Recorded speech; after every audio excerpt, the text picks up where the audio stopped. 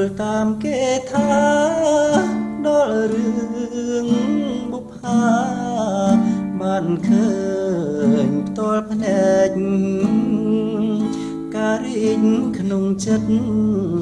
កើតមានណែកមានក្លិនចំឡាយតាប់កើតមេឃដើមដងឯណាតាមពិនបុប្ផាជាឈ្មោះស្រុងស្រីធ្វើឲ្យកវីញាប់ញ័រចិន្តាកវីអភពជាប់ចិត្តប្រាថ្នាហ៊ានយកសង្ខាដាច់ឲ្យមរណាបដូរស្នេហ៍នឹងស្រីបងសូមលន់ទូស៊ូអូនបុប្ផាសូមពើមេត្តាសណ្ដងប្រណីសូមអូនអាណិតដល់ចិត្តកាំងវៃទុំរូបបងសាយក៏នៅតែស្ម័គ្រក្នុងនាមចិត្តប្រុងដែរស្មោះដូចបងអបការទាំងតងលើទ្រូងមរណៈ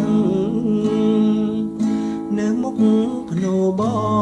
ងចាឈ្មោះវលាក់ថារូបបងស្ម័គ្រចង់នៅរួមរាំងនឹងអូនបុប្ផា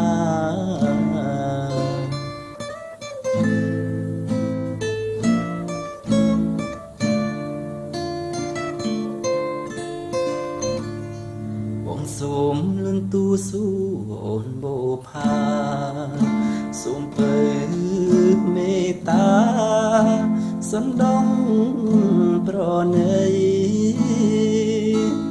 សូមអូ